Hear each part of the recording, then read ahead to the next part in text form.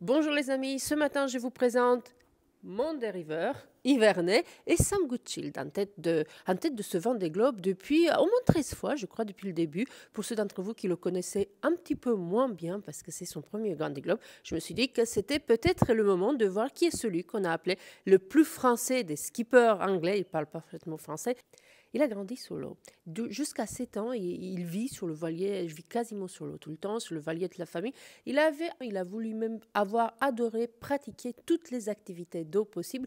Il dit qu'il était prédestiné à vivre sur l'eau. Enfant, j'étais obsédée par tout ce qui était dans l'eau, sur l'eau, naviguer, nager. C'est évident que ça a façonné ma personnalité, disait Sam Goodchild il y a quelque temps. Je peux dire que j'ai la voile et le bateau dans le sang. J'imagine que c'est la raison pour laquelle je suis devenu navigateur aujourd'hui. Cet enfant qui a grandi, comme je vous le disais, sur le bateau familial des Antilles, va ensuite aller en Angleterre, découvrir la course au large et la voile professionnelle, plutôt en dériveur, plutôt en compétition avec des collègues. Je vais le laisser tout à l'heure, on va l'écouter lui-même nous parler de ses débuts dans la course au large. Il va ensuite intégrer les équipes d'Alex Thompson, de Mike Golding. Vous allez l'entendre parler de ses expériences inuites tout à l'heure. Mais alors...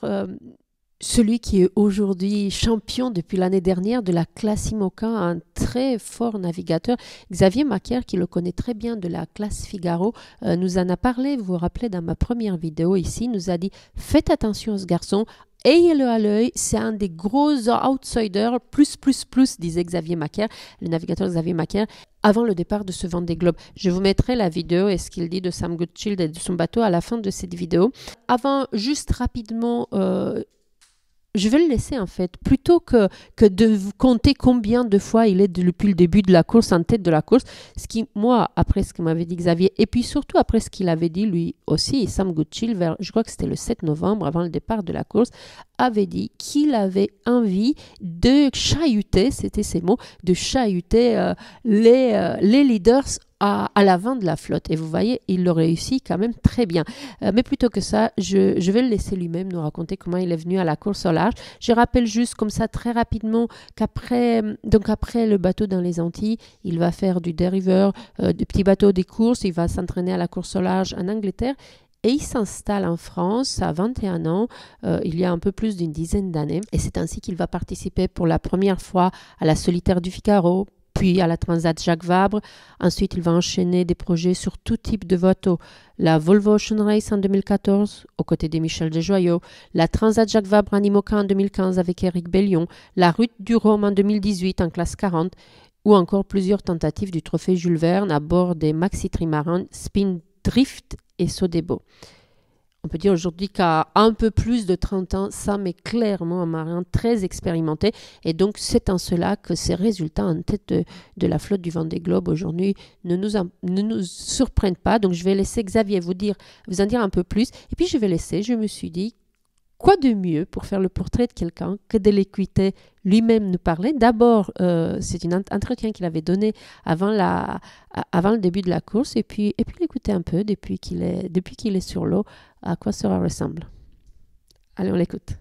Je m'appelle Sam Goodchild, je suis le skipper de Vulnérable.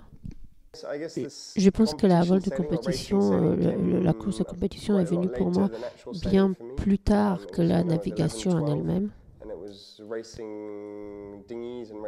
Quand j'avais 11 ou 12 ans, j'ai commencé par naviguer sur des dériveurs, sur des petits bateaux. Donc j'ai appris comme ça dans des régates locales avec des dériveurs et donc ensuite je suis retournée en Angleterre et dans mon groupe d'écoliers, j'ai trouvé un groupe qui avait envie de faire de la course, de régater. Et donc j'ai commencé comme ça. En m'entourant moi-même des gens qui avaient une grosse motivation, qui avaient vraiment envie de faire de la compétition, de se bagarrer. Et quand j'avais 16 ou 17 ans, j'ai été introduit dans la British Sail Up Academy, qui était une campagne qui voulait promouvoir la navigation pour les jeunes qui voulaient apprendre aux jeunes à naviguer. Et ensuite, en partant de là, j'ai commencé à découvrir la course au large et puis tout particulièrement l'équipe d'Alex Thompson. Ça devrait être vers 2007, 2008. Et c'est via cette team-là que j'ai vraiment été introduit au monde de la course au large et du Vendée Globe. Et donc, du coup, j'ai commencé à travailler avec Alex Thompson et puis très rapidement, j'ai travaillé avec Mike Golding. J'avais découvert le Vendée Globe seulement 4 ans auparavant, en 2004, en lisant les vieilles revues de mon père, les revues de mon père. Mais je n'imaginais pas une seule seconde quand je lisais ces magazines-là que dans seulement 4 ans, j'allais être sur le bateau de Mike Golding, descendre le chenal mythique des Sables d'Olonne dans le Vendée Globe. Et donc voilà comment j'ai commencé à bosser avec lui. J'avais 18 ans, j'ai aidé son équipe technique à le préparer pour le départ du Vendée Globe. Et j'ai eu la chance, c'était incroyable, de pouvoir être sur son bateau, descendre le bateau, le chenal des Sables d'Olonne avec lui, ce qui est un souvenir que je vais jamais oublier. Enfin, il dit ça à Sam Gutschildt, c'était une interview qu'il avait faite juste avant le départ. À mon avis, sa descente du chenal des Sables d'Olonne en tant que skipper du Vendée Globe, il se la rappelle aussi. Enfin, je dis ça, je fais une petite parenthèse. Allons, revenons à nos moutons. Et nous voilà, disait-il, à l'automne, 16 ans plus tard, c'est à moi. Voilà, c'était juste rapidement quelques informations sur Sam Gutschildt. On va essayer de faire une vidéo qui ne soit pas trop longue, donc je vais arrêter là. Je vais juste rajouter ce que disait au mois fin octobre, lorsqu'il nous a présenté son bateau, Xavier Macaire, sur son collègue Sam Gutschildt, qu'il connaît très bien. Quant à nous, on se retrouvera cette semaine au fur et à mesure de ce qui se passe dans la course. Je vous ferai une petite vidéo et puis on se retrouvera de toute façon pour le tracker ce week-end. Je vous embrasse, merci de me suivre, à bientôt, bye bye. Là on a Sam Gutschildt, donc là on avait Prismian avec Giancarlo Pedotte. Oui. Voilà. Qui a fait le Vendée Globe et qui était un concurrent avec moi en mini quand moi j'ai commencé la course. Ah bon. En 2009, on a fait la mini transat ensemble et on s'est tiré la bourre vraiment bord à bord pendant des jours et des jours pour l'arrivée au Brésil. À la fin, c'est moi qui ai réussi à reprendre le dessus. C'est vrai. Ouais, on s'était fait une belle bagarre avec Giancarlo. Mais dis donc, le Vendée Globe, tu vas t'y mettre un jour ou pas? Écoute, parce que tu les connais tous, hein. Malheureusement, pas cette fois-ci. Ouais. Mais peut-être le prochain, on verra comment ça va se passer. Tu veux regarder ton bateau? Tu veux regarder dehors? Tu veux regarder là-bas?